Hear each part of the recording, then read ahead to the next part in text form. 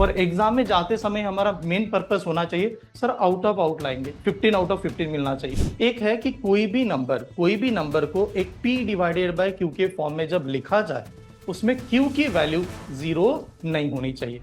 ठीक है, जब हम लोग नंबर प्रेजेंट करते हैं उसका डिनोमिनेटर 1 होता ही है। तो हमारा मेन गोल है खाली प्री क्लियर नहीं कर रहा है। प्री क्लियर के लिए करने से फायदा होगा क्या? नहीं, प्रीलिम्स के बाद में क्या होना चाहिए? मेंस भी निकले, ऐसा तब जाके जॉब मिलेगा। 5 है, रैशनल 5 है बिकॉज वो फिक्स नंबर है, उसकी वैल्यू हम लोग जानते हैं। इरेशनल कौन सा है? 7 है। क्यों 7 है? बिकॉज वो अंडर रूट में है, रूट में है। रूट अंडर रूट ऑफ 7 की वैल्यू हम लोग बता नहीं सकते। जल्दी जल्दी सॉल्व नहीं करना है, पीओ का पेपर है, कैलकुलेशन को नहीं इंपॉर्टेंट है, कंसेप्ट इंपॉर्टेंट है पीओ में।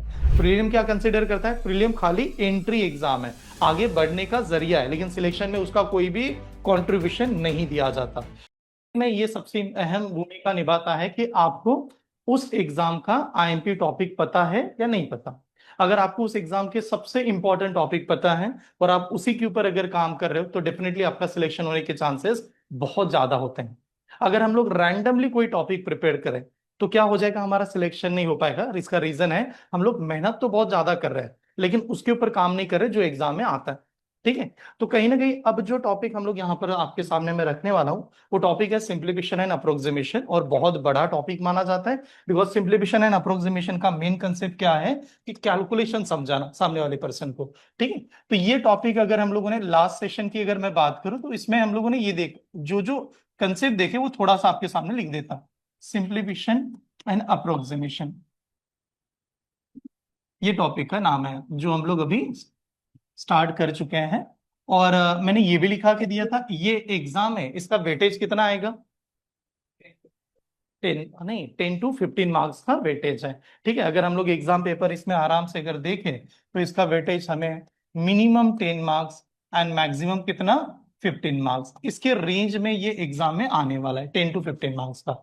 अब 10 to 15 मार्क्स का वेटेज होने के बावजूद अब हम लोग कहेंगे कि जब अगर इसे मैं सॉल्व करता हूँ एग्जाम पॉइंट ऑफ व्यू से सॉल्व कर रहा हूँ तो खाली ऐसा नहीं कि छोटा सा कंसेप्ट लगा के आप आगे बढ़ जाओ। इसके लिए आपको क्या चाहिए? 10 to 15 मार्क्स बनाते समय हमें एक कंसेप्ट पता होना चाहिए, डिजिट एडिशन, जो मैंने क्लास में ऑलरेडी कंडक्ट किया है इसके पहले।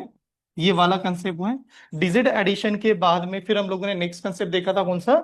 Unit place. फिर आखिरी नंबर क्या है इस ओरिएंटेड हम लोग बात करेंगे। यूनिट प्लेस का कंसेप्ट देखा, यूनिट प्लेस के बाद में नेक्स्ट वहां पर बताया गया। ठीक है, नेक्स्ट क्या बना था? डेसिमल नंबर, कि डेसिमल नंबर क्या होते हैं, डेसिमल एंड कौन सा? फ्रैक्शन नंबर, ये कंसेप्ट भी पढ़ा दिया था।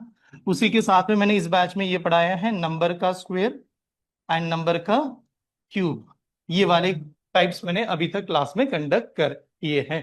ठीक है, हो सके तो इसको मैं दोबारा रिपीट भी कर दूंगा जो न्यू स्टूडेंट जिन्होंने पहले अटेंड नहीं किया था। बट मेन मुद्दा क्या है कि ये जो कंसेप्ट है ना वो इंपॉर्टेंट है उतना ही।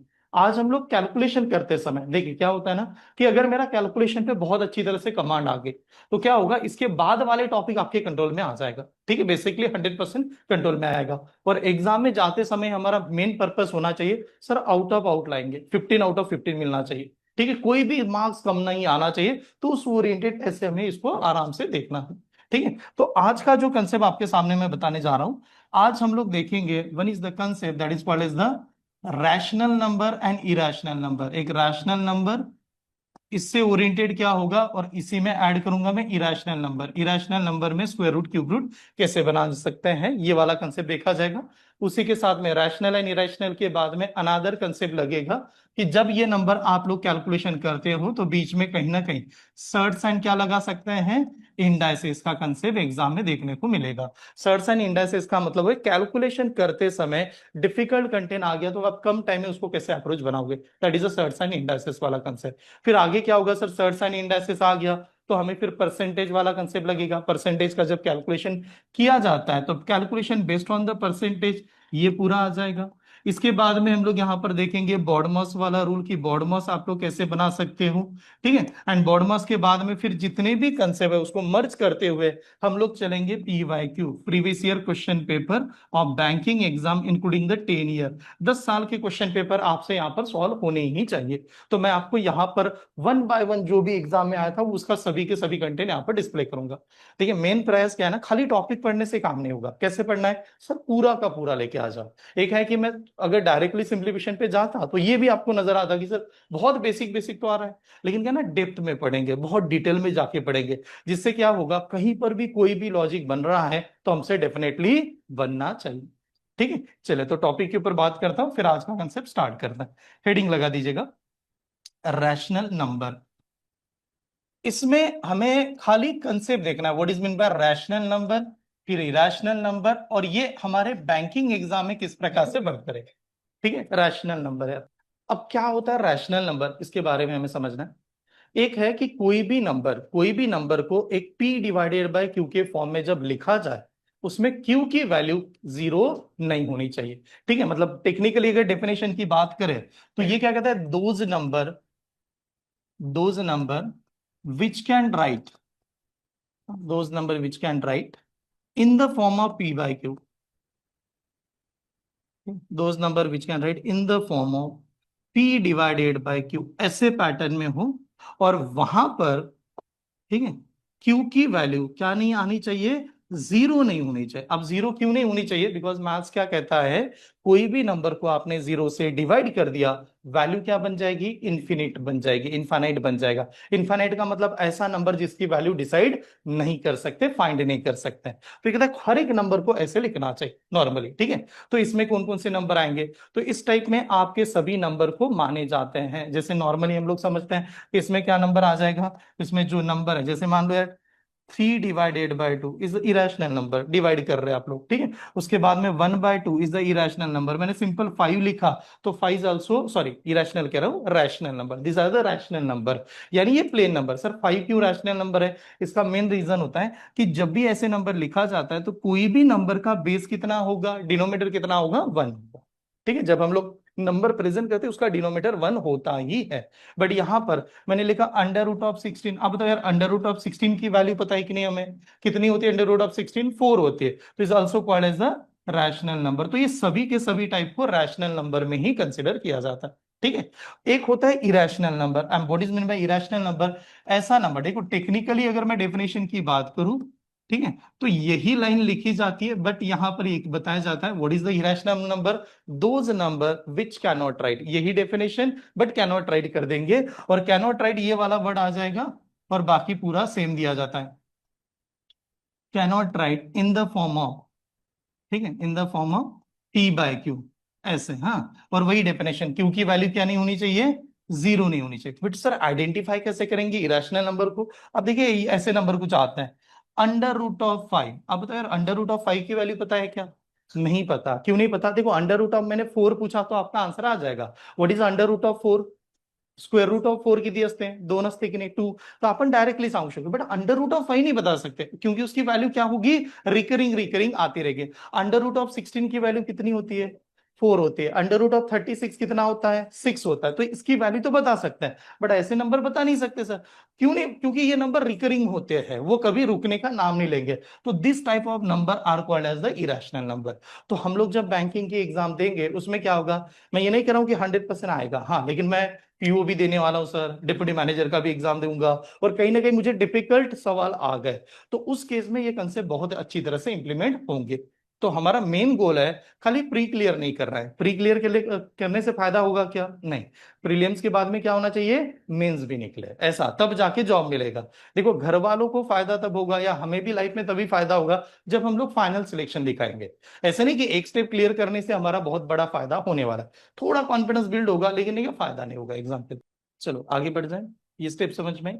अब देखिएगा नेक्स्ट। हाँ, अब इसका रूल क्या है, तो इसका एक थ्योरम मानी जाती है, जो हमें तो वैसे थ्योरम का नाम पता नहीं हुआ तो भी चलेगा।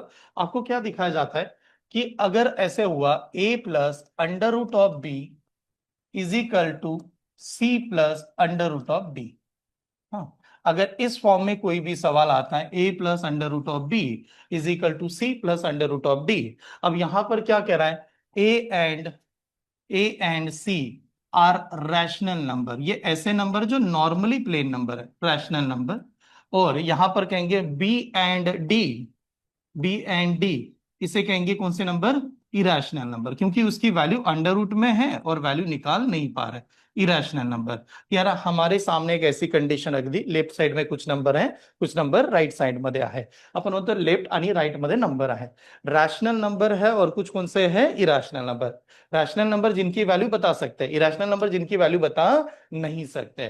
तो अकॉर्डिंग टू द रूल ये क्या कहता है, लेफ्ट साइड का rational number is equal to right side का रैशनल होना चाहिए, लेफ्ट साइड का irrational number is equal to right side का इरेशनल नंबर होना चाहिए। यानी मैं इसे कैसे लिख पाऊंगा, ए इज इक्वल टू क्या होना चाहिए मेरा, फिर ए इज इक्वल टू सी होना चाहिए, एंड उसी के तौर पे अंडर रूट ऑफ बी बरोबर क्या होना चाहिए, अंडर रूट ऑफ डी होना चाहिए। ये इसका थ्योरम है जिसको बायनोमियल थ्योरम के नाम से रेफरेंस बुक में दिया जाता है। ठीक है, ये नोट डाउन कीजिएगा, एग्जाम्पल दिखता हूं आपको सामने, क्लियर, ये नोट डाउन किया। अब देखो एग्जाम्पल कैसे आते हैं, जैसे एक एग्जाम्पल ऐसे आया था, अब देखो ये मेंस में भी आएगा, कहीं ना कहीं आपको 2-3 एग्जाम में देखने को मिलेगा ऐसे, under root of 4x minus 9 plus under root of 4x plus 9 is equal to 5 plus under root of 7। ये नंबर है 5 प्लस अंडर रूट ऑफ 7। अब सवाल ऐसे आ गया, what is the value of x, x की वैल्यू क्या है। अभी हम लोगों ने देखा लेफ्ट हैंड साइड बरोबर क्या होगा, राइट हैंड साइड होगा। अब left hand right side same होगा सर, तो एक होगा रैशनल एक होगा इरेशनल, ये वाला सवाल है।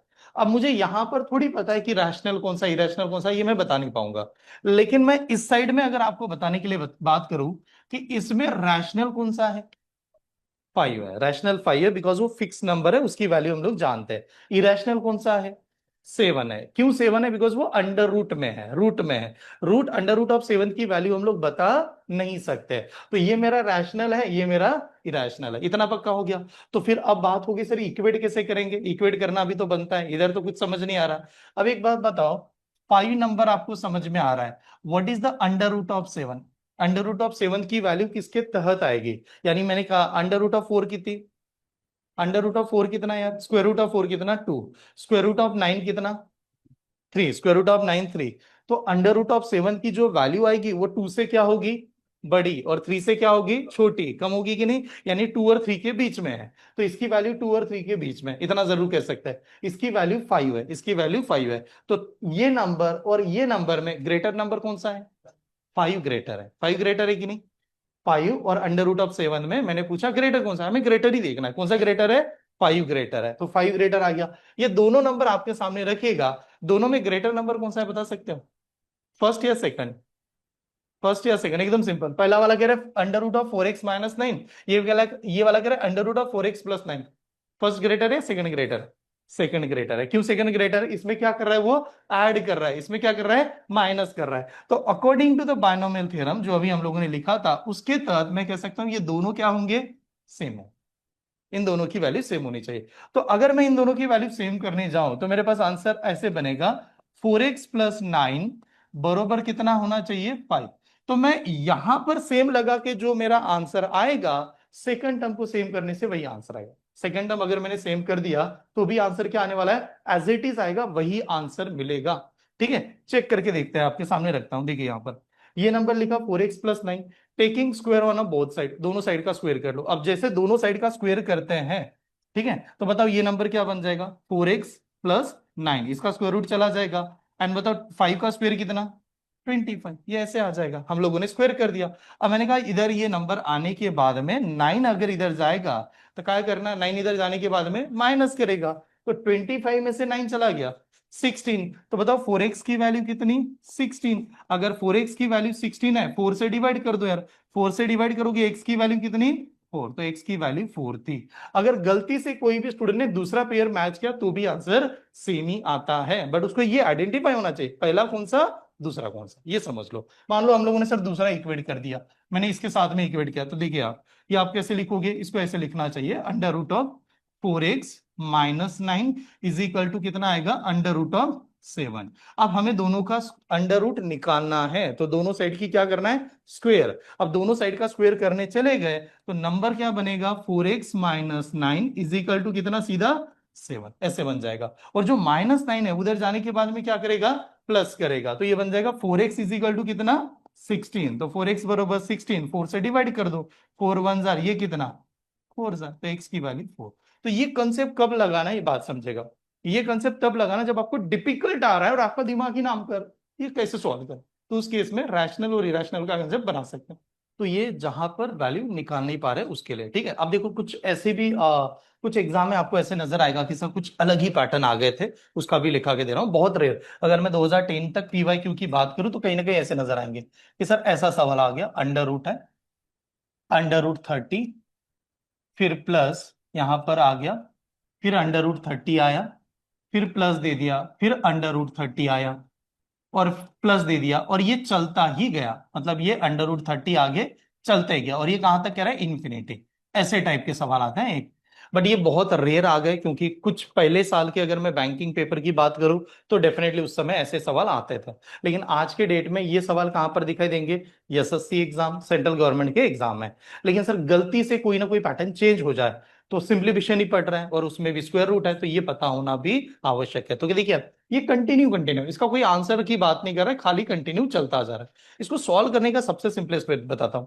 क्या करते हैं, ये जो नंबर है 30, इसके दो नंबर बनाते हैं, ठीक है, ऐसे दो नंबर बनाते हैं, दोनों में 1 का डिफरेंस होना चाहिए, ठीक है। जैसे मान लो मैंने कहा एक नंबर होगा मेरा x और दूसरा नंबर होगा मेरा x+1, यानी ये जो दो 30 है उसके दो फैक्टर ऐसे नंबर बना दो कि दोनों का मल्टीप्लिकेशन 30 आना चाहिए, दोनों का मल्टीप्लिकेशन 30 आना चाहिए, और दोनों में डिफरेंस कितने का होना चाहिए, 1 का होना चाहिए, ठीक है। ये हम लोग बैंकिंग की बात कर रहा हूं, मैं एसएससी में और डिटेल में जाते हैं तो हमें अभी के लिए जाना नहीं इस बैच में, हमारा बैंक का ही गोल मान के चल रहा हूँ पर्टिकुलर इस बैच के लिए। तो मैंने कहा एक नंबर x है, अनदर नंबर x+1 है, ऐसे नंबर आ गया।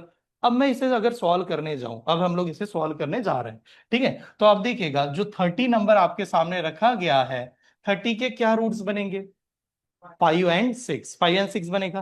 तो ये कहता है कि यहां पर जो आंसर आएगा, यहां पर आंसर देते समय अगर मिडल में प्लस प्लस साइन है, मिडल में प्लस प्लस साइन है, तो बिग नंबर आंसर आएगा। बिग नंबर यानी कौन सा आएगा, x+1 आंसर आएगा, ठीक है, x+1 आंसर आएगा। तो अब मैं एग्जांपल अगर इसको बात करूं, ये जो 30 हमारे हम लोगों ने लिखा है, 30 के दो फैक्टर बनेंगे, एक बनेगा 5 और दूसरा क्या बनेगा, 6, मतलब इस कंटेंट के अकॉर्डिंगली 5 एंड 6 ऐसे आ रहा है। तो इसमें दोनों जगह पर बीच में साइन कौन सा है, प्लस प्लस है, तो वो कहता है कि बड़ा नंबर का साइन लगेगा, then what is the answer, इसका आंसर क्या आ जाएगा, सीधा 6 आ जाएगा, बिग नंबर आंसर आना चाहिए।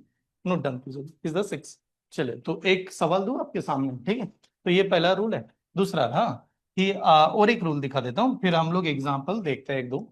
ऐसे अगर मान लो यही सवाल इसी फॉर्म में आ गया कि under root of 30 minus under root of 30 minus under root of 30, अब देखो ये क्या हो रहा है यहां पर, और ये माइनस माइनस इंफिनिटी तक चला गया, सेम कंटेंट है बट बीच में साइन क्या चल रही है, माइनस माइनस। तो ये क्या कहते हैं, ये जो 30 नंबर है इसके दो फैक्टर बना दो, जैसे one is the x and another is the x+1। तो अगर यहां पर माइनस है तो इसका आंसर आएगा छोटा नंबर, यानी क्या आएगा, x आएगा, ये इसका कहना है, ठीक है। तो अगर मान लेते हैं कि मैंने ऐसा एक सवाल आपके सामने रख दिया कि यार बताइएगा under root of 20 minus under root of 20 minus under root of 20, और ये चलता ही गया और इन्फिनिटी आ गया, तो इसका आंसर क्या आना चाहिए, 4 आना चाहिए, ठीक है। तो इसका आंसर सीधा 4 कर देंगे, इसके दो फैक्टर बना दो, 4 और 5, और बीच में नंबर माइनस है, तो ये आ जाएगा 4, इस प्रकार से बना सकते। नोट डाउन कीजिए। देखिए बहुत ही कम बैंकिंग में आएगा, बट अभी के लिए ऐसे समझ के चलिए कि सर आ ही गया, तो पहले तो आता था और अभी के लिए नहीं आ रहा है, उसके लिए मैं बना रहा हूं, ठीक है। स्क्वायर रूट इरेशनल नंबर के सामने रख रहा हूं। एक छोटा सा एग्जांपल देता हूं जो बैंकिंग में तो नहीं आया लेकिन सेंट्रल एसएससी एग्जाम में आया था, ठीक है। तो मैं उसी का रेफरेंस दे रहा हूं, हम लोग प्रॉपर बैंकिंग पढ़ते समय एक एग्जाम्पल देख रहे हैं, ठीक है। जैसे मान लो ऐसे सवाल आ गया, P = under root of 7 plus under root of 7 plus under root of 7 plus under root of 7, और ये चलता ही गया इन्फिनिटी तक, ठीक है। इसके सामने Q = under root of 7 minus under root of 7 minus under root of 7 minus, और ये भी चलता गया इन्फिनिटी तक। हाँ, एक बात ध्यान से समझ लेगा सभी ने, मैं जानता हूं हम लोग बैंकिंग की बैच पढ़ रहे हैं और हमारा क्लियर कट गोल है, हाँ। कुछ एग्जाम्पल क्या करना है कि सर ये कंसेप्ट पढ़ रहे हैं ना, तो एक कंसेप्ट इस एग्जाम में तो नहीं आया लेकिन पहले आ चुका है, तो क्या होगा कि हम लोग 10 साल के क्वेश्चन पेपर में यहाँ पर डिस्प्ले करूंगा SBI 2000 PO, इसका पेपर उसका पेपर। हाँ, तो मुझे ऐसे स्टूडेंट चाहिए कि मेरा पूरा कंसेप्ट हो चुका है, मैं डायरेक्ट डायरेक्ट फाइनली सॉल्व करूंगा। अभी के लिए हम लोग कैसे पढ़ रहे हैं, एक छोटा कंसेप्ट उसका एग्जाम्पल, ये मेरा तरीका है। लेकिन जैसे मैं कहूंगा यार मैंने सिंप्लीफिकेशन में सब कुछ पढ़ाया आपको, हर एक चीज आपको पढ़ाया, तो उस केस में क्या होगा, मैं यहाँ पर एग्जाम्पल लाऊंगा, ईयर वाइज दिखाऊंगा क्वेश्चन पेपर, डायरेक्ट आंसर देना है, जल्दी जल्दी आंसर देने की कोशिश करना है। कहीं पर भी ऐसा नहीं महसूस होना चाहिए यार ये कंसेप्ट पता नहीं मुझे, ऐसा है। इसके लिए थोड़ा सा डिटेल में जा रहे हैं, ठीक है। और क्या उद्देश्य क्या है हमारा, 15 में से 15 चाहिए मुझे। SBI क्लर्क जो एग्जाम आएगी, IBPS की आएगी, अभी जुलाई अगस्त से हमारे एग्जाम स्टार्ट होने वाले, आउट ऑफ आउट चाहिए। मैं इसके लिए नहीं पढ़ रहा हूँ कि 15 मार्क्स का आया मैं 9 मार्क्स लेके आ रहा हूँ, तो फिर तो आराम से भी लाओगे आप, सब में से सभी वैसे चाहिए, उसके लिए हमारा गोल है। तो यहां पर जो नंबर है, एकदम बेस्ट एग्जांपल आया था, इसने पूछा P-Q, इसकी वैल्यू क्या आएगी, व्हाट इज द आंसर। ठीक है, ऑप्शन दे देता हूं मैं आपको, P-Q इसका आंसर क्या आएगा। पहला ऑप्शन था 0, फिर था 1, फिर है 2 एंड फिर है 4, these are the option. P-Q इसका आंसर क्या आएगा। हाँ 1 आएगा, पक्का 1 आ रहा है। 1 आ जाएगा। हाँ, हाँ तो देखिए यार, इसे अब आप क्या कहोगे, इसका तो वैल्यू नहीं निकाल सकते, डेफिनेटली नहीं निकाल पाएंगे, √7 का कहां पर निकालता है, 2 नंबर नहीं बना पाएंगे। लेकिन हम लोग क्या कहेंगे, इसके जो अगर 7 है, एक नंबर x बनेगा और दूसरा नंबर क्या बनेगा, x+1, ऐसे कुछ होता है ना, x एंड x+1 एक नंबर होता है। तो अगर मैंने ये कहा कि ये जो नंबर है इसका आंसर क्या आएगा, बिकॉज बीच में प्लस है, इसका आंसर क्या आएगा, x+1 आएगा, इतना तो जरूर कह सकते हैं ना, क्योंकि बीच में प्लस प्लस चालू है तो मोठा नंबर आंसर येणार। ओके, यामध्ये सांगा ये जो नंबर है इसका आंसर निकालते समय वही रूट्स था x एंड x+1, लेकिन इसका आंसर क्या आएगा यार, इसका आंसर क्या आएगा, छोटा नंबर, क्योंकि मायनस है, तो सर इसका आंसर यार x आएगा। इथपर्यंत समजत आहे सगळ्यांना, ठीक आहे। आपल्याला त्यांनी काय करायला सांगितलं, P-Q करायचं है, P-Q करना है कि नहीं। तो अगर P-Q करने गए, P की वैल्यू थी हमारे पास x+1 और Q की वैल्यू क्या है, सीधा x ही है, तो x+1 में से x क्या करेगा, माइनस कर देगा, और जैसे माइनस करेगा ये नंबर क्या हो गए, cancel, and what is the right answer, 1 is the option. तो बहुत चालाकी से प्रेजेंट किया जाता है, ऐसा लगता है सॉल्व ही नहीं होगा, पर वो ध्यान से अगर थ्योरम को देखा जाए तो बन जाए। ठीक है, नोट डाउन कीजिए, स्टार्ट करते हैं। माधुरी, ओके ठीक है, सम 1 सेकेंड, ओके ठीक है। देखिए एक मिनट, माधुरी एक बार चेक कर लेना।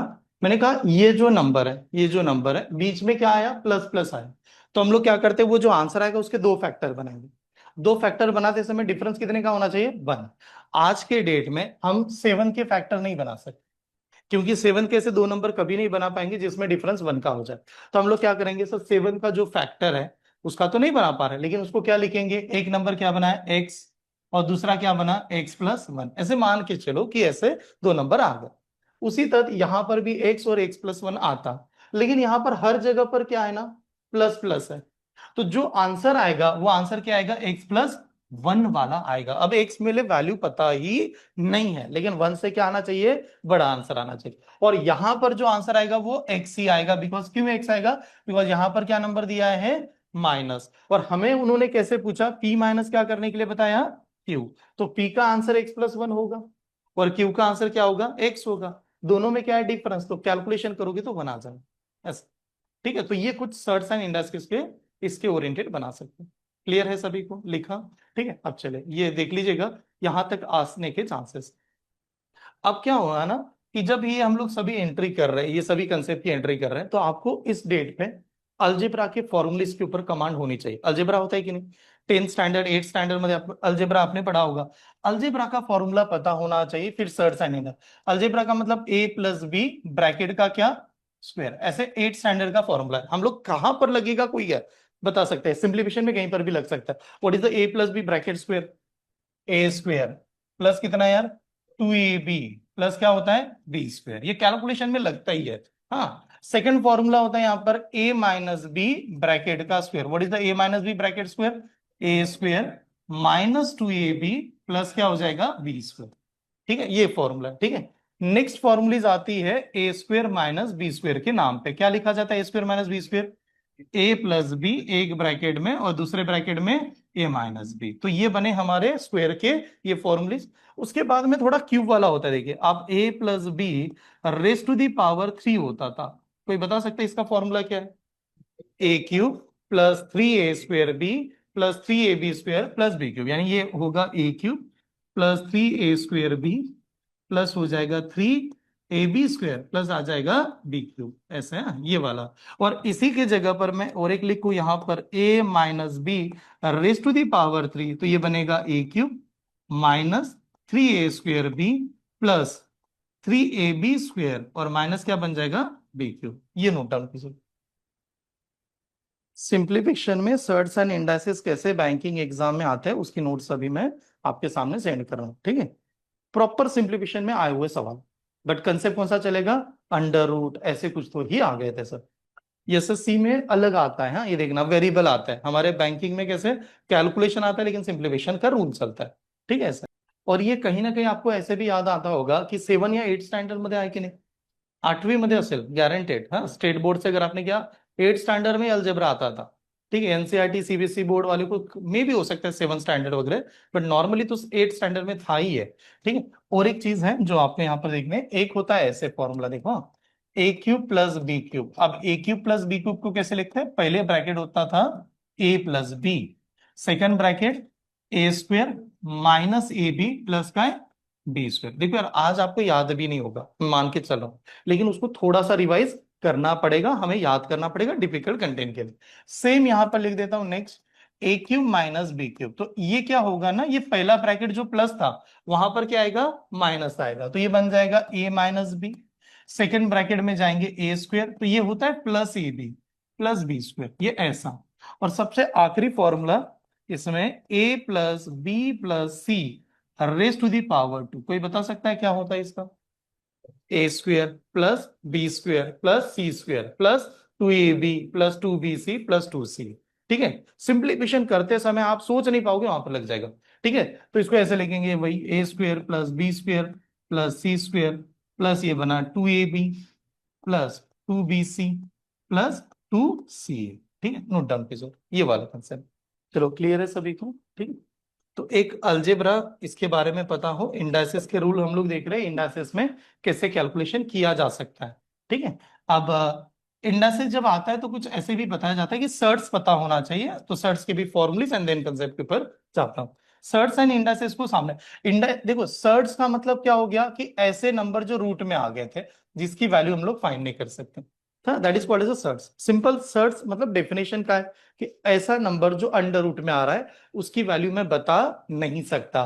तो इनडायरेक्टली मैं ऐसे भी कह सकता हूं कि आपको मैंने पूछा what is the value of under root of 7, confirm कह पाएंगे क्या, नहीं, तो ये हमारे लिए क्या बन गया, सर्च बन गया। मैंने पूछा यार अंडर रूट ऑफ 16 की वैल्यू बता सकते हो क्या, हाँ बता सकते हैं सर, कितना होता है 4, तो ये बन गया, ये सर्च नहीं कहलाता, ठीक है। तो सर्च का मेन होता है कि उसकी वैल्यू हम लोग बता नहीं सकते, ठीक है। तो जब वो सर्च के साथ में कुछ ऐसे सवाल पूछेगा तो उनका ये कहना है कि सर्च के साथ में इंडाइसेस के फॉर्मूलेस पता होने चाहिए। जैसे पहला ये formula a raise to power m into a raise to power n, आप थोड़ा इसके ध्यान से देखिएगा, दोनों का देखो, इस नंबर को अगर आप ऑब्जर्व करते हो बेस क्या है, दोनों का सेम है और पावर क्या है डिफरेंट डिफरेंट है, बीच में कौन सा साइन है, मल्टीप्लेक्शन का। तो ये क्या कहते हैं, मल्टीप्लाई करते समय बेस अगर सेम होता है तो पावर का क्या करेंगे एडिशन, तो ये बन जाएगा m प्लस n, ठीक है, ऐसे बनेगा, ठीक है। नेक्स्ट रूल, अगर मान लो कि मैंने कहा a raise to power m divided by a raise to power n, अब भी तो बेस सेम है लेकिन पावर अलग अलग है,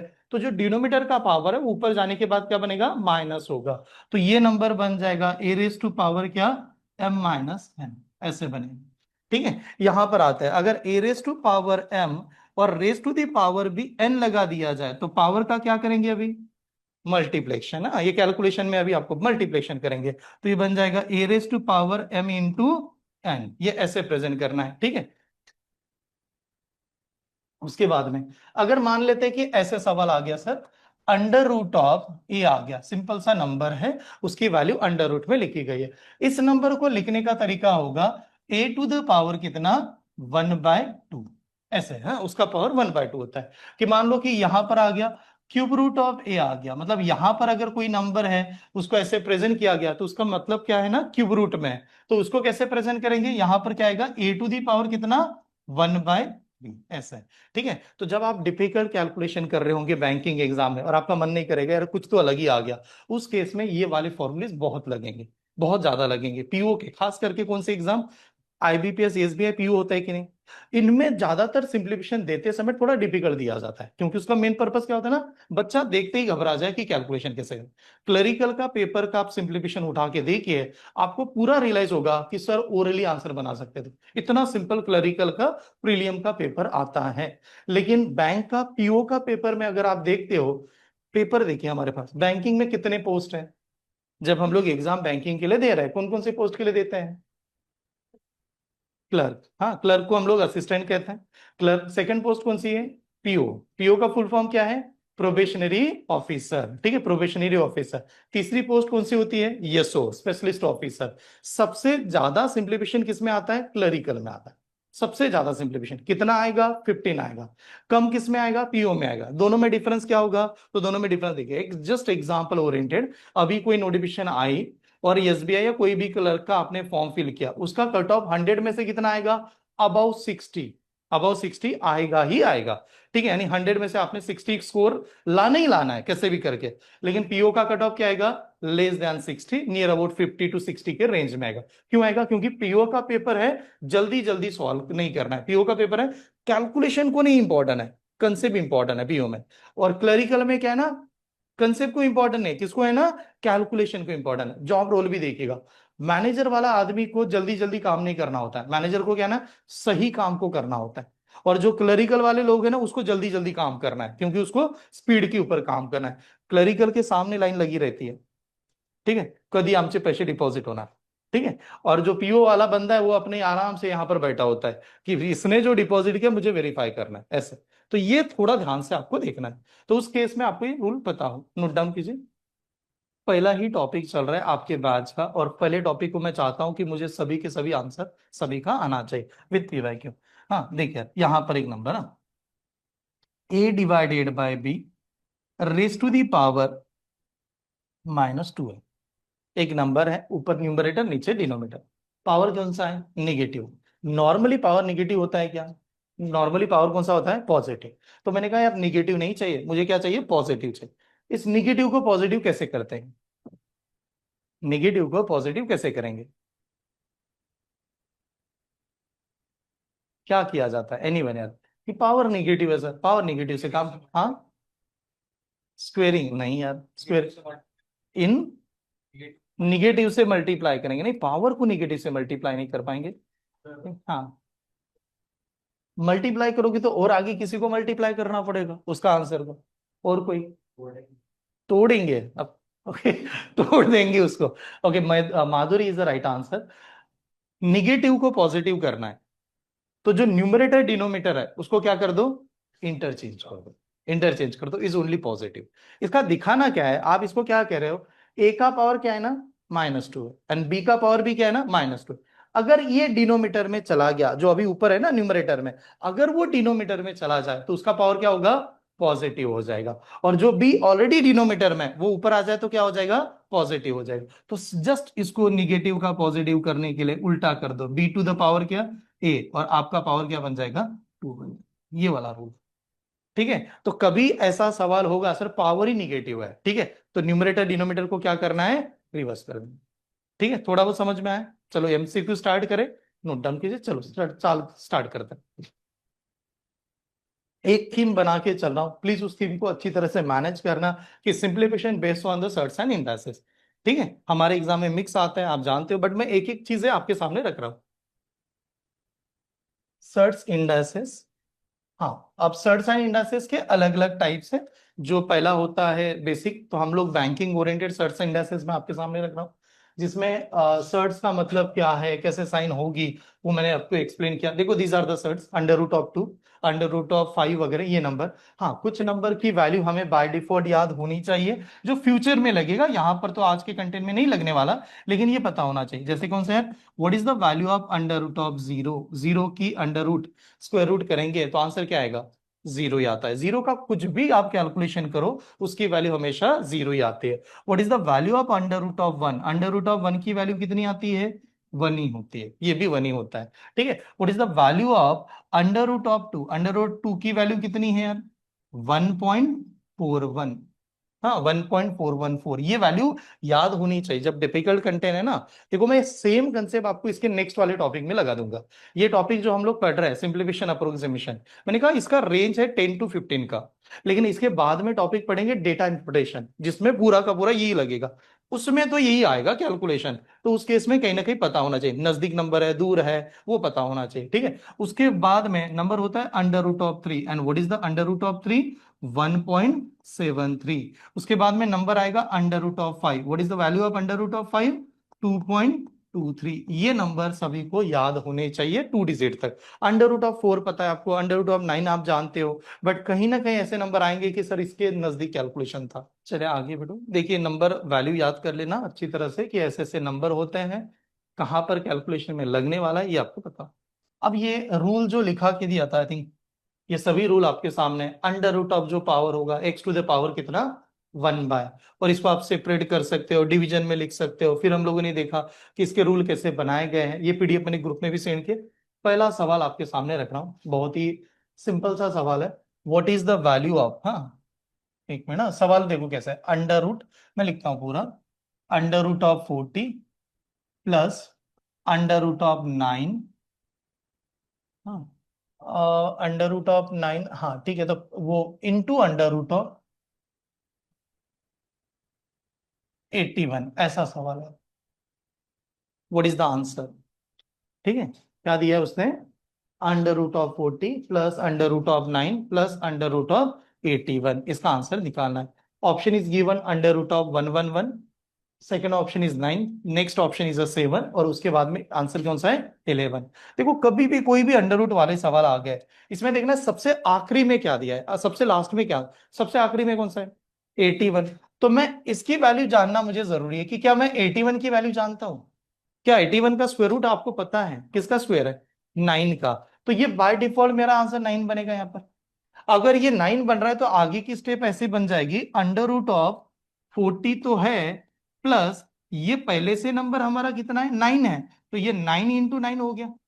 अब 9 × 9 कितना होता है? 81 ही होता है, और 81 का दोबारा क्या आएगा? 9 ही आएगा। तो आगे फिर ऐसे भी कंसेप्ट बनेगा कि जो नंबर आएगा वो बन जाएगा 40 प्लस कितना? 9, and what is the 40 plus 9? 49। तो 49 किसका है? 7 का है, तो यहां पर आंसर आपका 7 आ जाएगा। तो 7 इज द आंसर होगा, सी ऑप्शन है। कंटेंट, ये पीडीएफ आपके पास परमानेंट रहेगी, आप खाली कैलकुलेशन कैसे किया जा रहा है उसके ऊपर फोकस करना, ठीक है। चले नेक्स्ट, ये वाला एग्जाम। हाँ देखो कितना अच्छा एग्जाम्पल पूछा गया है, मतलब एकदम बेसिक एग्जाम्पल, मतलब ऐसे number 1331, sorry, number is given 1331, raise to the power दिया गया है -2/3 इज द पावर। तो बताओ इसका आंसर क्या दोगे? टाइम लगाता हूं, स्टार्ट। -1/11, -120, 1/121, 121/11, ऐसे these are, C option, simplification based on the surd sign indices, ये वाले rule. C option, C option, option C, C option आएगा, सी ऑप्शन आ रहा है, हाँ सी ऑप्शन आ रहा है पीछे, सी ऑप्शन है लास्ट 12 का ना। ओके ऑनलाइन में निकिता, इनका सी ऑप्शन है। मेथड देखिए मतलब कैसे इंप्लीमेंट कर रहा है। चलो अब देखिए यार 2 मिनट, हाँ अब रुकिएगा, सॉल्व मत करना, खाली समझेगा। ये नंबर है, किसी को पता है ये नंबर क्या है? क्यूब है। 11 का क्या है ना? क्यूब है, 11 का क्यूब है। लेकिन नंबर जो दिया है -2/, कितना दिया है? 3। पावर क्या है ना? -2/3 है। अब पावर -2/3 है, पहला रूल क्या करेंगे, पावर को निगेटिव है उसको क्या करना है? पॉजिटिव। पावर को निगेटिव का पॉजिटिव करना है। अब निगेटिव का पॉजिटिव करने चले गए, इसके नीचे कुछ भी नहीं है, मतलब क्या होगा? 1 हो। ये पहले देखना, कुछ भी नहीं है तो 1 तो जरूर होगा। अगर मैंने निगेटिव का पॉजिटिव करना है तो क्या करना चाहिए मुझे? न्यूमरेटर डिनोमिनेटर को क्या करेंगे? इंटरचेंज करेंगे। तो नंबर क्या बन जाएगा? 1 डिवाइडेड बाय कितना? 1331, ऐसे बना। और जो पावर निगेटिव था वो हो जाएगा आपका 2/3। ये स्टेप समझ में है कि नहीं बता? यहां तक स्टेप क्लियर? अब जो 2/3 है उसका मतलब 3 तो डिनोमीटर में है, और 3 जो डिनोमीटर में है उसका मतलब होता है इस नंबर का क्या लेना है? क्यूब रूट, इस नंबर का क्यूब रूट, क्योंकि वो डिनोमीटर में। ठीक है। और जो ऊपर 2 लिखा गया है उसका मतलब क्या है, बाद में क्या कर रहा है आपको, उसका स्क्वायर, क्योंकि 2 तो ऊपर है ना यार, ठीक है कि नहीं। तो आप बताओ 1 का क्यूब रूट कितना, 1। 1331 का क्यूब रूट किसका है, 11 का। तो पहला जो स्टेप बनेगा वो बन जाएगा 1 डिवाइडेड बाय कितनी, 11। यहां तक स्टेप समझ में। ये 1 डिवाइड बाय 11 करते तो कौन कैंसिल हो गया हमारा, 3 कैंसिल होगा, वो क्यूब रूट में था। फिर इस नंबर का बाद में क्या बचा जा रहा है, इस नंबर का बाद में बताया जा रहा है 2। तो ये स्क्वायर 2 बाकी है, तो बताओ 1 का स्क्वायर कितना, 1, और 11 का स्क्वायर कितना, 121। तो 1 बाय 121 इज द आंसर। ठीक है, तो ऑप्शन नंबर सी वाले स्टूडेंट करेक्ट। आगे बढ़ू, चले नेक्स्ट। ये एग्जाम्पल, हाँ अब देखो ये एग्जाम्पल कैसा है। इनका कहना है x minus y raise to the power 4 is equal to, sorry यार, x माइनस वाई नहीं है, 4 टू द पावर है, हाँ 4 to the power x minus y is equal to दिया है 64। ये पहला है। सेकंड कह रहा है 4 to the power x plus y, इसकी वैल्यू दी है 1024। Then what is the value of x, x की वैल्यू क्या आएगी, what is the value of x, ये सॉल्व करना। तो कहीं ना कहीं हमें ये पता हो, अब थोड़ा ध्यान से देखिए। ये 4 है, इसका पावर तो ऑलरेडी गिवन है, ये नंबर क्या है, 64। तो ये 64 नंबर को किसके फॉर्म में लिखना पड़ेगा, 4 के पावर में। 4 का पावर में आपको पता होना चाहिए, 4 का पावर 1 4, 4 का स्क्वायर 16, 4 का क्यूब 64, ये आ जाएगा। लेकिन आगे ये भी लगेगा, तो इस ओरिएंटेड हमें ये कुछ नंबर 4 के बारे में जानना बहुत जरूरी है, अप टू 5 तक तब भी।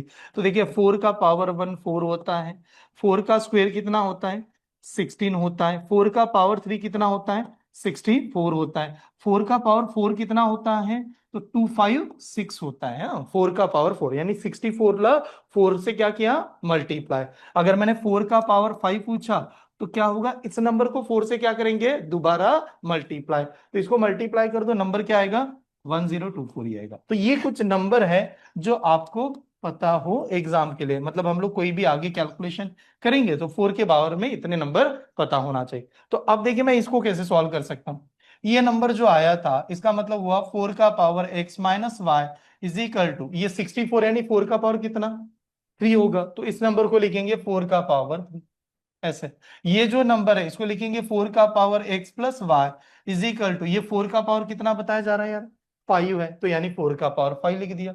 यहां तक स्टेप समझ में है सभी को। अब थोड़ा ध्यान से देखना, इन दोनों में देखिएगा, इसका बेस 4 है, इसका भी बेस क्या है, 4 है, दोनों का बेस सेम है। मिडल में साइन कौन सी है, इक्वल है, बीच में इक्वल वाला साइन लगा रहा है। उसके चलते हम लोग कह सकते हैं कि ये x माइनस वाई बरोबर क्या होना चाहिए, 3 होना चाहिए, क्योंकि दोनों में बेस सेम है, बीच में इक्वल है। तो हम लोग यहाँ पर लिखेंगे x माइनस वाई बरोबर मेरा 3 होना चाहिए। सेम यहाँ पर देखिए बेस दोनों का सेम है, मिडल में इक्वल साइन है, तो पावर भी क्या होना चाहिए, इक्वल होना चाहिए। तो बताओ x plus y is equal to कितना होना चाहिए, 5 होना चाहिए। ठीक है, तो अब देखिए यार दोनों का एडिशन कर लेते हैं। एडिशन करेंगे माइनस वाई प्लस वाई क्या हो जाएगा, कैंसल। तो minus y plus y cancel अगर कर दिया यहां से, तो क्या बनेगा, 2x बरोबर कितना, 3 8, तो x की वैल्यू कितनी, 4, तो x की वैल्यू 4 थी। तो 4 वाला option, option number D best.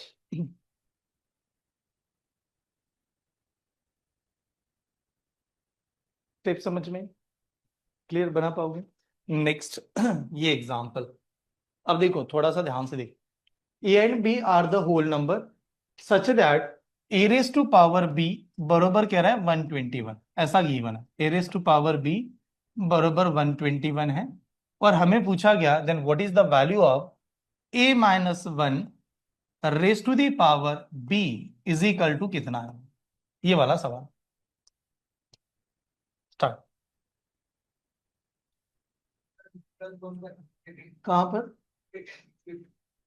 B plus one, okay ठीक है, हाँ a raise to power b plus one, हाँ सॉरी करेक्ट, यहां पर प्लस वन है, ऐसे सही, ये वाला है यार, ऑप्शन डी, ऑप्शन डी। हाँ नंबर देखना कैसे प्रेजेंट किया गया, थोड़ा ध्यान से देखिए।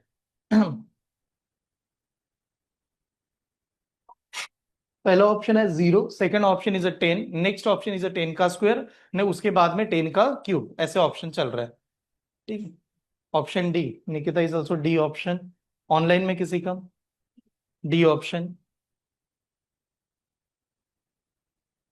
डी ऑप्शन है, डी ऑप्शन। ओके, डी सभी का आ रहा है, लेकिन एकदम आसान क्या था ना, ये नंबर पहले देख लो। ये 121 क्या है एक्चुअली? 11 का स्क्वायर, ठीक है। तो हम लोग 121 को 11 का स्क्वायर कर रहे हैं। तो अगर 11 का स्क्वायर कर रहे हैं तो इस ओरिएंटेड मैं इससे कंपेयर करूंगा फिर तो। अगर इससे कंपेयर करने जाओ तो ये ए है बेस में और ये उसका पावर है।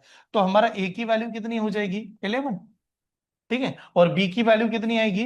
2। तो 11 आ गया, ए आ गया, बी आ गया। तो जस्ट वैल्यू पुट करेंगे। यहां पर बना 11, 11 -1, और पावर कितना था? बी की वैल्यू 2 + 1। तो सांगा यार 11 मधून 1 गेला तर 10, और 10 का पावर कितना? 3। तो 10 का पावर 3 था। तो 10 का पावर 3 यानी डी वाले स्टूडेंट करेक्ट आ गया। ऐसा आप कैलकुलेशन को अप्रोच कैसे करते हो? देखो कुछ गिवन होता है तो वो पहले देखना कि कुछ पता है कि इसके बारे में कहीं पर हम लोगों ने देखा है क्या, ये देखना बहुत जरूरी। ठीक। नेक्स्ट अब थोड़ा, हाँ ये बहुत अच्छा कंटेंट है, बट यहां पर देखिए, इस कंटेंट को मैं a divided by b raise to the power कितना है? X minus y equal to b divided by a raise to the power कितना? x-3। और क्या पूछा जा रहा है? What is the value of x? X की वैल्यू क्या आएगी? बताओ क्या करोगे? आप ये नहीं कह सकते हैं कि सर ये बरोबर ये है तो पावर सेम है। पावर सम सेम कब कर सकते हैं? बीच में इक्वल हो और दोनों का बेस क्या हो? सेम। छोटा सा सवाल है, बट देखते कितने स्टूडेंट सॉल्व कर सकते हैं। स्टार्ट। Option C 2। बहुत ही सिंपल सा सवाल है, ठीक है, बट वही हो जाता है कि देखते समय पहली बार सॉल्व करेंगे गड़बड़ होता ही है। हाँ, ऑप्शन 2 सी। हाँ, देखिए एक बात बताओ, हाँ समझे। सिंपल इस वजह से कहा मैंने कि दोनों में इक्वल है कि नहीं। और अभी तक हम लोग ये कर रहे हैं यार, बीच में इक्वल है सर, बेस है और पावर क्या करते थे? इक्वल। तो क्या इन दोनों के बेस सेम है? नहीं, बेस अलग अलग है। तो पहली स्टेप क्या करनी पड़ेगी? बेस क्या करना है? सेम करना है। अब सेम करने जाऊं तो मैं यहां का बेस एज इट इज लिखता हूं, a divided by b raise to the power x-1, इसको एज इट इज लिखा। अब इस साइड का जो है उसको चेंज करूंगा। इस साइड में क्या लिखा है? बी डिवाइडेड बाय लिखा है। इसको क्या लिखेंगे? ए डिवाइडेड बाय बी लिखेंगे। अब जैसे हम लोगों ने इसको ए बाय बी कर दिया, यानी न्यूमरेटर और डिनोमिनेटर चेंज कर दिया। न्यूमरेटर डिनोमिनेटर चेंज करोगे तो जो पावर है उसका साइन क्या होगा? चेंज हो जाएगा। अब पावर को देखेंगे, एक्स क्या है? पॉजिटिव है निगेटिव है?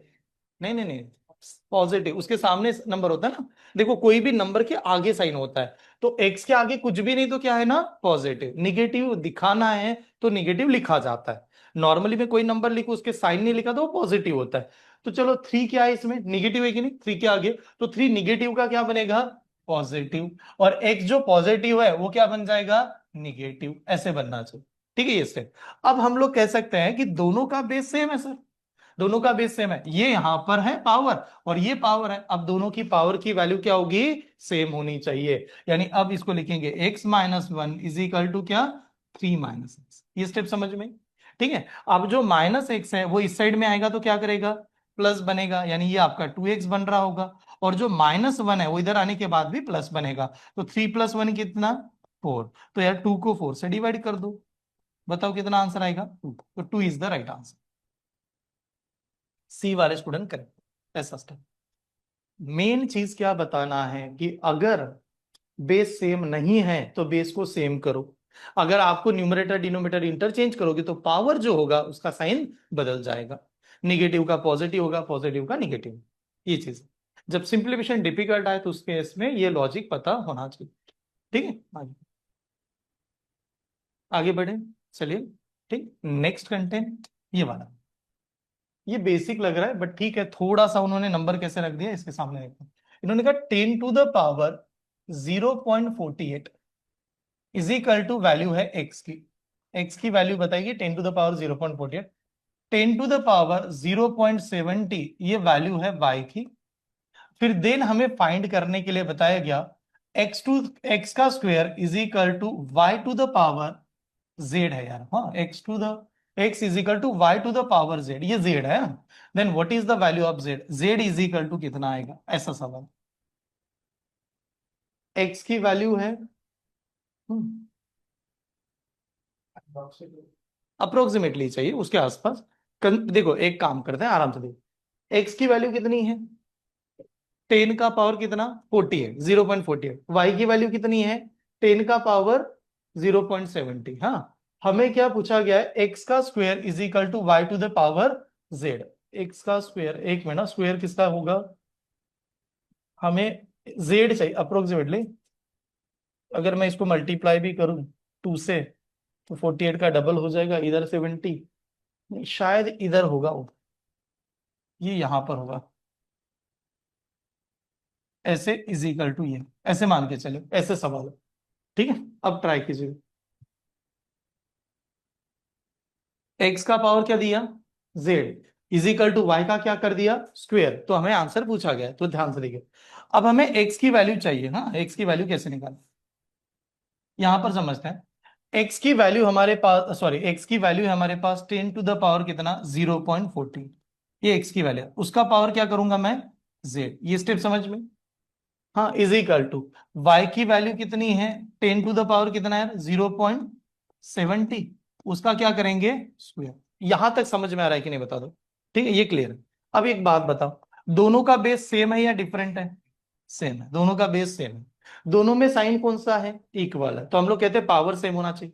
अब पावर सेम करने के लिए दोनों, ये पावर, पावर का भी पावर है, तो according to the formula a raise to power m, और वो ब्रैकेट का भी पावर एन लग जाए, तो ये दोनों आपस में क्या करेंगे, मल्टीप्लाई, यानी ये इधर मल्टीप्लाई और ये इधर मल्टीप्लाई होना चाहिए। उसके चलते हम लोग कह सकते हैं 0.48 into z is equal to क्या होगा, 0.70 इंटू 2 हो जाएगा। 70 इंटू 2 कितना होता है, 140, और उसमें दो नंबर के बाद में पॉइंट होना चाहिए, तो ये नंबर हो जाएगा 1 पॉइंट कितना, 40 डिवाइडेड बाय नंबर।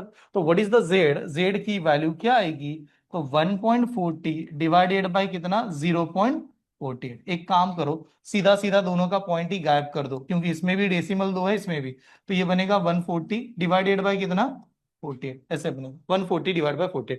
मान लो नॉर्मल देखिए, अगर ये 50 होता, अगर ये 50 होता, 2 प्लस तो आंसर आता ही कि नहीं, क्योंकि 2 तो आंसर आएगा ही आएगा, तो ये आंसर 2 आएगा। हाँ, लेकिन ये 50 से क्या थोड़ा सा कम है। अगर ये 50 होता और ये 150 होता, तो आंसर कितना आता, 3 आता। लेकिन 3 से थोड़ा सा कम आना चाहिए सर, 3 से थोड़ा सा कम कौन सा, ये वाला वैसे ही है, एक्स टू द, देखो ये आपको सॉल्व करने के लिए देता हूँ, 3 to the power x - y is equal to 27, और 3 to the power x + y is equal to दिया है 243। तो आपको 3 का पावर पता हो तो आंसर बनेगा। And what is the value of x, x की वैल्यू क्या आएगी, ये पूछा जा रहा है। हाँ, ऑप्शन सी। इसमें एक बात बताओ, 3 का पावर इतना है, ये क्या है 3 का, हाँ, ये क्यूब है, 3 का पावर 3 है, और ये क्या है 3 का, ये 3 का पावर 5 है, ये 3 का पावर 5 है। ठीक है, डायरेक्टली तो हम लोग कह सकते हैं, अगर दोनों का बेस सेम हो जाए, तो पावर क्या होनी चाहिए, दोनों की सेम होनी चाहिए, तो यहां पर भी मैं सेम लॉजिक लगा दूंगा। तो ये बन जाएगा x - y is equal to कितना, 3, और x + y is equal to कितना, 5। तो बताओ यार, एडिशन कितनी होगी, ये minus cancel, 2x is equal to 8, तो x की वैल्यू कितनी होती है, 4, x की वैल्यू 4, ये बात। ठीक है, ओके। इस बार का आपने एसबीआई पीओ जो अभी रिसेंटली कंडक्ट हुआ था, किसने मेंस का स्कोर देखा, एसबीआई का मेंस का स्कोर आउट हुआ था, आप में से कोई ऐसा स्टूडेंट है कि जिन्होंने मेंस का स्कोर देखा होगा, एसबीआई का, हाँ, क्योंकि एसबीआई की प्रीलियम हुई, एसबीआई का मेंस हो गया, एसबीआई का इंटरव्यू बाकी है। कोई स्टूडेंट इस बार का, देखो यार क्या होता है ना, एसबीआई की प्रीलियम एग्जाम का वेटेज पता है आपको कितना होता है, कितने मार्क्स है एसबीआई का, 100 मार्क्स का प्रीलियम का पेपर होगा। 100 में से नियर अबाउट अगर हम लोग रेंज अगर देखेंगे 50 के आसपास, 52 57 के आसपास कट ऑफ लगा।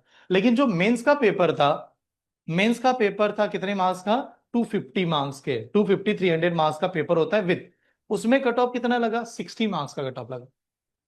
बात समझे, एक मिनट, क्या कह रहा हूं मैं, हम लोग 2025 में हैं, और इस बार एसबीआई ने पीयू का एग्जाम कंडक्ट किया, तो एसबीआई पीयू का, हाँ, एसबीआई पीयू की अगर मैं बात करूं, तो हमारी दो लेवल होगी ना, प्रीलिम्स एग्जाम और कौन सी, मेंस एग्जाम। और एसबीआई पीयू क्यों इंपॉर्टेंट, इसका रेंज देखते हैं।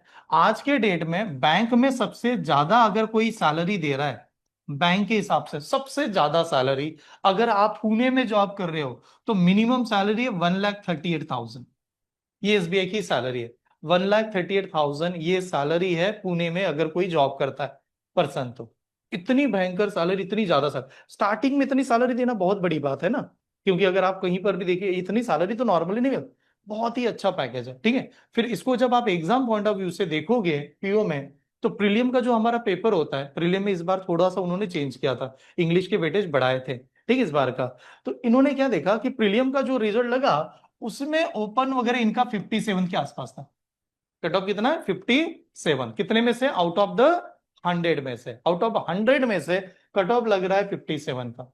लेकिन अगर आप मेंस का पेपर देखोगे तो मेंस में नियर अबाउट पेपर का जो कंबाइन वेटेज माना जाता है वो 300 के आसपास होता है, इंक्लूडिंग द डिस्क्रिप्टिव वगैरह। मार्क्स कितने लगा रहे हैं? 61 मार्क्स लगा रहे हैं मेंस का रिजल्ट। ये कितने में से? 100 में से। ये कितने में से नियर अबाउट? 252 इसके रेंज में। कितना इसमें ज्यादा लगना चाहिए? लगना चाहिए कि नहीं टाइम के हिसाब से?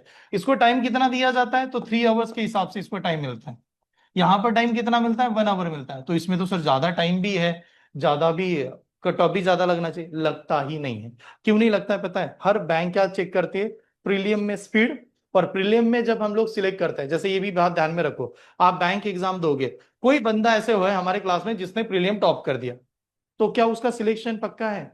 नहीं है। प्रीलियम क्या कंसीडर करता है? प्रीलियम खाली एंट्री एग्जाम है, आगे बढ़ने का जरिया है, लेकिन सिलेक्शन में उसका कोई भी कंट्रीब्यूशन नहीं दिया जाता। और यही सवाल मैं यहां पर कहता हूं, 2014 में जब एसबीआई ने एग्जाम कंडक्ट की, उसमें क्वांटिटी एप्टीट्यूड का एक वेट देखो। इसमें अगर आप थोड़ा सा एनालिसिस के तौर पे चले जाओ कि सर मैथ्स का रिजल्ट कितना लगेगा, तो पता है मैथ्स का वेटेज कितना लगेगा आपको? मैथ्स का कट ऑफ कितना दिखेगा? 5 to 7 मार्क्स, इसके ऊपर कभी गया नहीं होगा।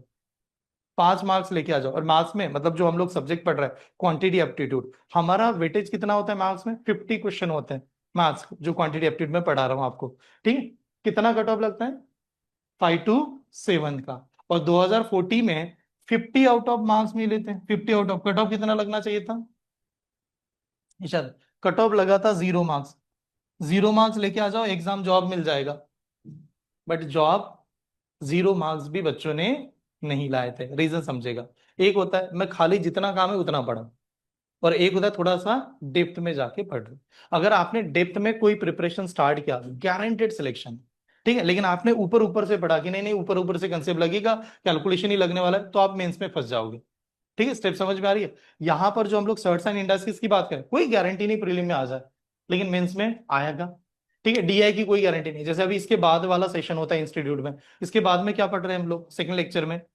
ज्योमेट्री पढ़ रहे हैं। मैं जानता हूं आप सभी कहोगे सर हम लोग प्रीलियम में गए, ज्योमेट्री का तो 1-2 सवाल ही आया था 35 में से, आपने ज्योमेट्री पूरा पढ़ाया और ये पूरा ही पूरा आया। रीजन क्या है कि जब आप प्रीलियम में जाओगे तो ज्योमेट्री का इंपॉर्टेंस नहीं है, लेकिन मेंस में जाओगे तो आपको ज्योमेट्री वहां पर बांध के रख देगा। इस बार का एसबीआई पीओ का कट ऑफ इस वजह से कम आया है बिकॉज रीजन था ज्योमेट्री ही, उसने डीआई में ज्योमेट्री ऐड कर दिया। तो आधे से ज्यादा लोग तो पहले ज्योमेट्री से ऐसे स्किप करते हैं, नहीं मुझे नहीं करना है। तो लेकिन आपने अगर स्किप किया तो मेंस नहीं निकली, ठीक है, प्रीलियम तो निकल रही है। तो मेंस निकलने के बाद फायदा है, ये बात ध्यान में रखिए। और जितने भी स्टूडेंट असिस्टेंट का एग्जाम के लिए हम लोग फॉर्म भरते हैं, असिस्टेंट की जो एग्जाम अभी अपकमिंग दिसंबर अगस्त में है, तो उसमें एक चीज जरूर ध्यान में रखना, आपको स्टेट सिलेक्ट करना है। आपको स्टेट क्या करना है? सिलेक्ट करना बहुत अहम है। मतलब जो भी स्टूडेंट अभी ऑनलाइन एंड ऑफलाइन अटेंड कर रहे होंगे, अगर आपकी लोकल लँग्वेज मराठी है, महाराष्ट्रीयन आहे, तर सगळ्यात बेस्ट महाराष्ट्राला टिक करा। क्योंकि कारण की काय होणार ना, ते तुम्हाला लँग्वेज मध्ये रीड करायला लावतील। LPT is the process, LPT में। और एलपीटी किसी को लगा सर इंटरव्यू नहीं है, मराठी तो चेक करेंगे आपका, ठीक है, मराठी चेक करेंगे आपको आती कि नहीं। लेकिन मान लो कि कोई ऐसा हिंदी साइड स्टूडेंट है कि जिसको महाराष्ट्र में ही जॉब करना है और उसको मराठी आती नहीं, तो क्या उसको जॉब मिलेगा या नहीं मिलेगा? क्या लगता है कि कोई हिंदी साइडर स्टूडेंट है, ठीक है, बाहर स्टूडेंट है, बट उसने अप्लाई कहां पर कर दिया? महाराष्ट्र के लिए, तो क्या जॉब मिलेगा या नहीं मिलेगा? तो गवर्नमेंट कहती है जॉब मिल जाएगा, लेकिन क्या सीखना पड़ेगा? मराठी सीखनी। इतना सिंपल सा रूल। आप 6 महीने में मराठी सीख के दे दो, आपको जॉब मिल जाएगी, इज द कंडीशन। हमारे इंस्टीट्यूट के कुछ ऐसे स्टूडेंट हैं, जैसे मैं एक नाम लूंगा आपको यहाँ पर, वारजे नाका है ना, वहां पर एक स्टूडेंट है अपना कि जो जॉब कर रहा है। और जब वो यहाँ पर एनडीए से आते थे एक्चुअली, बट एनडीए से, हाँ, एनडीए से आते समय यहाँ पर जब प्रिपेयर कर रहे थे, एग्जाम निकल गई, पूरा फाइनल हो गया, और एक नेहा जोपे मैडम है जो सेंट्रल गवर्नमेंट ऑफिसर है इंस्टीट्यूट के, जो स्टैटिक जीके का पार्ट कंडक्ट करने का काम करते हैं. बट नेहा जोपे मैम कुछ सालों के पहले आर्टिकल्स, न्यूजपेपर असतो ना मराठी न्यूजपेपर, उसमें आर्टिकल लिखते थे. रेडिओ में मराठी मध्ये ते संवाद सांगायचे, कविता करायच्या. उस बंदे ने, कुलदीप यादव करके वारजे में जॉब कर रहे हैं, ठीक है. उन्होंने हमसे ये हेल्प ली, सर बैंक का तो एग्जाम निकल गया, लेकिन एक गड़बड़ है, जॉब मुझे पुणे में ही चाहिए, महाराष्ट्र में ही चाहिए, तो मुझे मराठी तो आती नहीं. तो वो पर्सन रेगुलरली मराठी बोलने की प्रैक्टिस कर रहा था. देखिए बाहर का कैंडिडेट है. लैंग्वेज, हाँ, लैंग्वेज सीखने का एक सिंपल सा फंडा है यार. क्या करना चाहिए? ग्रामर पढ़ते रहना चाहिए. व्यंजन किती, स्वर किती, काय, हाँ, अलंकार पढ़ना है क्या? नहीं. क्या करना चाहिए? बस बोलना चाहिए. मराठी मूवी देखो, आराम से आ जाएगा. जो भी लैंग्वेज सीखनी है, मूवी देखना स्टार्ट करो, अपने आप आ जाएगा. गुजराती सीखना है, केम छो, लगा मूवी, आ जाएगा. ठीक है. तो डिपेंड ऑन द सिर्फ यही होता है कि आप लैंग्वेज पे क्या देख रहे हो कंटेंट. ठीक है. चलिए आगे बढ़ता हूँ. नेक्स्ट लास्ट कंटेंट एक देख लेते हैं. ये वाला सवाल आखिरी सवाल, बट मजेदार आएगा, बहुत ही अच्छा सवाल है. देखते हैं कितने स्टूडेंट बना सकते हैं. लास्ट सवाल आज का, 256. ये बैंकिंग में आया हुआ है सवाल है proper.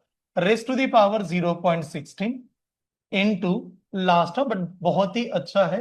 Same is 256 raise to the power 0.09, and what is the answer and this option given.